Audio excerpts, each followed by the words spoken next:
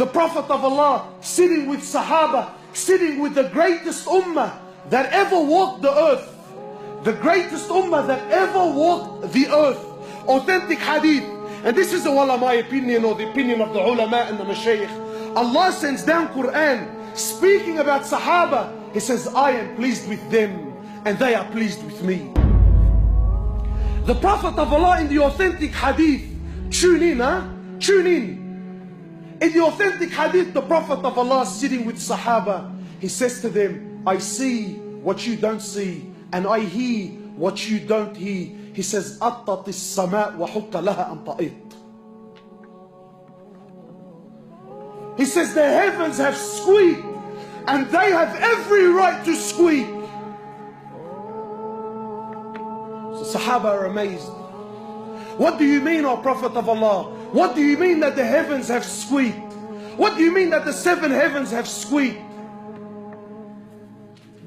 You know, my brothers, because mashallah, today we've become a people of science and logic, you know. Everything we know about astronomy is not even 1% of what's really out there. And our solar system, our galaxy, is one of millions and millions that are out there.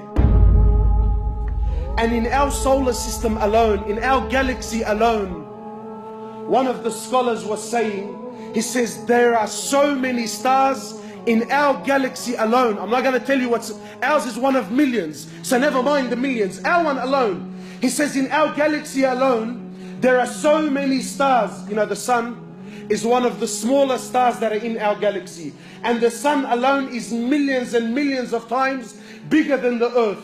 So the scholar is saying, if we were given 1 second to name every single star that is in our galaxy, you ready for this? You will need 300 trillion years and you wouldn't name every star that is in our galaxy. And all this is in Samawat al-Ula, it's in the first heavens. The Prophet of Allah is saying the 7 heavens have squeaked and they have every right to squeak. Why? Why, O Prophet of Allah? Why have they squeaked? You know, sometimes you put a lot of weight onto something, so it starts making noise, it starts giving way because it can't carry the load. The Prophet of Allah says the 7 heavens can no longer carry the load. The load of what? He says, مَا فِي مَوْضِعَ أَرْبَ أَصَابِعَ. There isn't room in all these heavens for 4 fingers except there is an angel in prostration to Allah. And you think Allah needs your money on the way out, huh? You think Allah cares whether you pray or you don't? There isn't room for 4 fingers in all the heavens except there is an angel in prostration to Allah.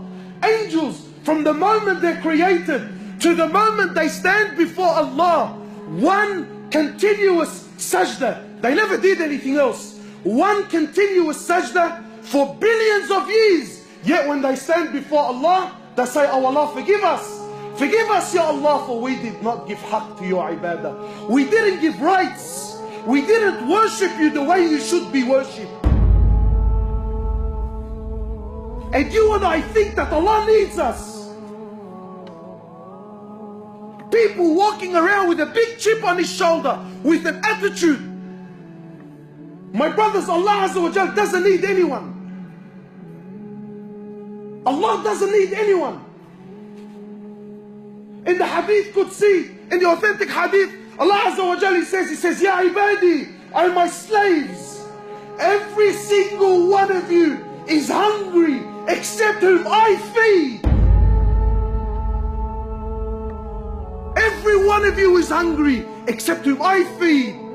Today when you go to buy a meal, you think I bought this meal. No, you're wrong. Allah fed you. So people start looking at their meals and he starts having pride and arrogance. That I don't eat this and I don't eat that. I only eat specific foods. Brother, it's Allah that feeds you.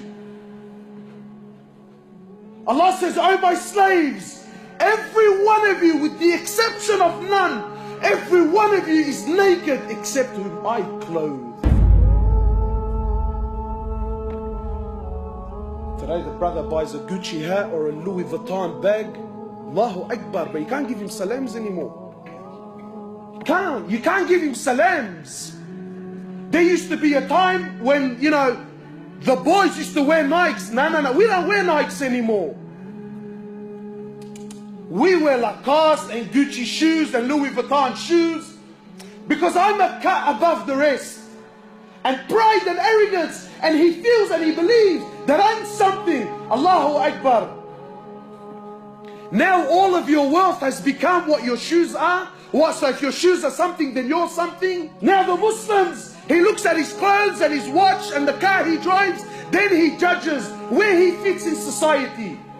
He says, "Oh my slaves, every one of you is naked, except whom I clothe. And oh my slaves, every single one of you is lost, except whom I guide."